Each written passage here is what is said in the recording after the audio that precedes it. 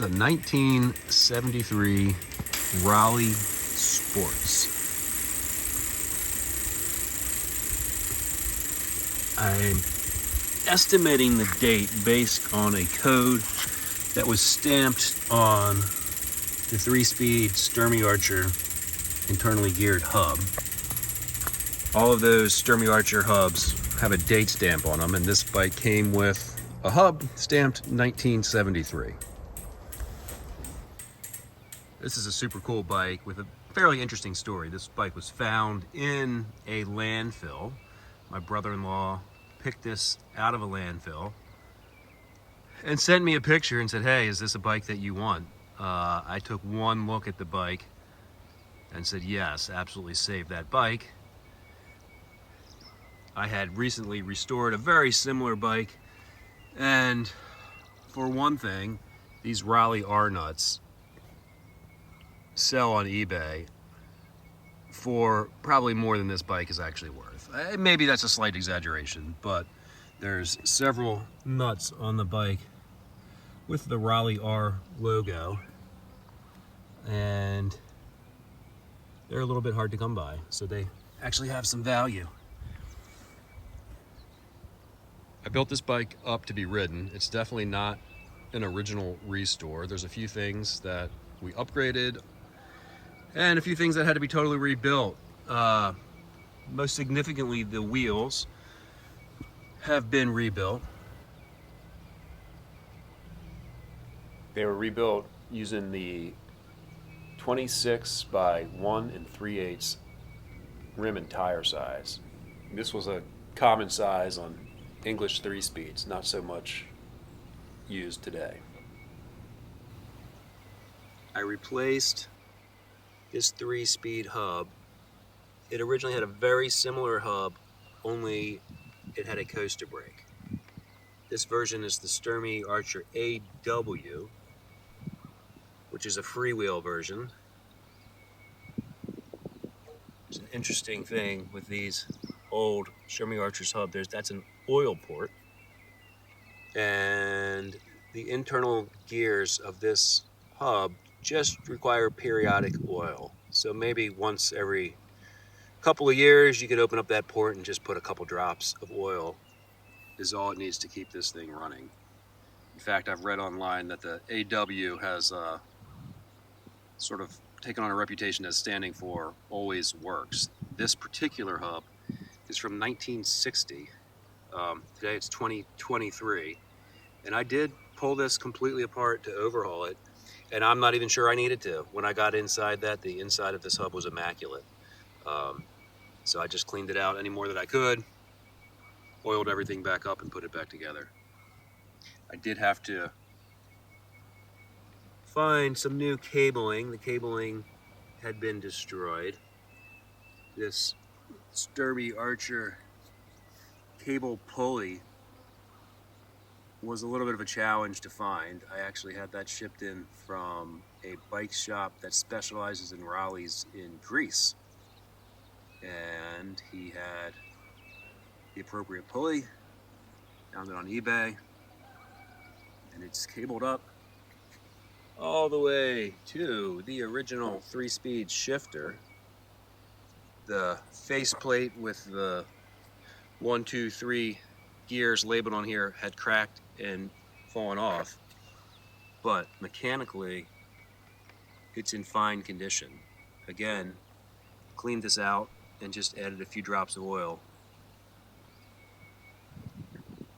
and for a 50-year-old bike it still shifts perfectly.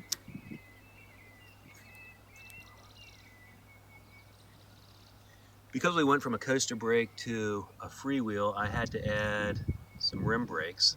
So here's some Weinmann side pole caliper brakes that were salvaged off some other bike. They were just in my stash of parts, and they fit perfectly. So I've got a matching set of Weinmanns in the back and the front.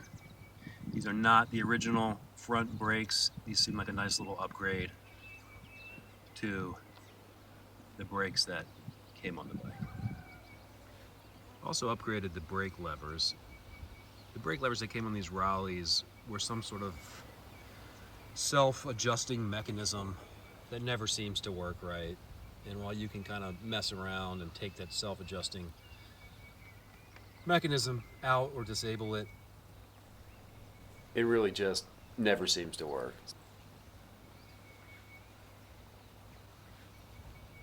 This bike originally had just a front brake and not a rear brake, so I went ahead and found these nice Diacomp brake levers.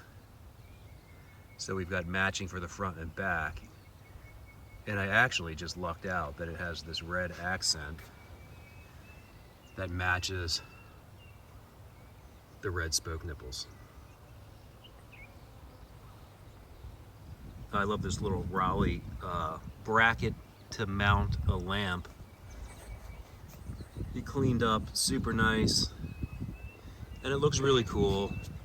The addition of this basket sort of hides it, but the basket is for functionality, and I left the patina on this basket. Apparently, I mean, possibly I could have spray painted it black or cleaned it up a little bit more, but I think it looks okay.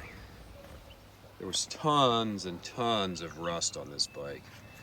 Most of it cleaned up really well, but the handlebars here, if I can get it in focus, still have some significant pitting. I removed as much as I could and cut it in wax, so hopefully the wax will prevent future corrosion.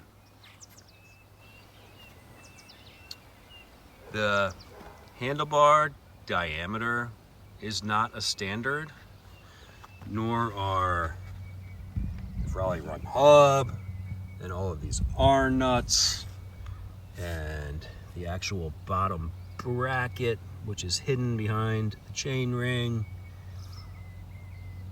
Raleigh used proprietary threading on a lot of their parts. The headset as well. So when working on these bikes, it's really important to save the parts and salvage as much as possible. If you were to try to replace the headset or the bottom bracket on this bike, you would be searching for an original one used off of eBay. There are no new parts still in manufacture that will fit. I found this nice leather seat off of Amazon. It was not terribly expensive. Added this tool pouch. In the tool pouch, I've included some tools needed to work on this bike, an adjustable wrench and a cone spanner for the front hub. One thing that I do when mounting brake levers and shifters is I'm careful not to over tighten them.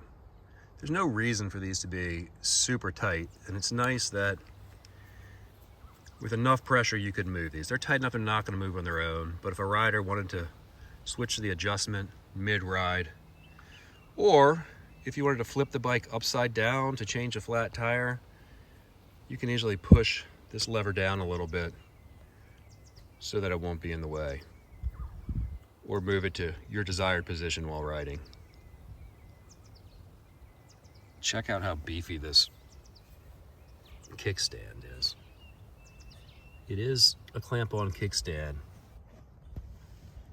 but it's super solid. It's not like a cheap department store kickstand that you'll see on most bikes that's constantly loose and falling off.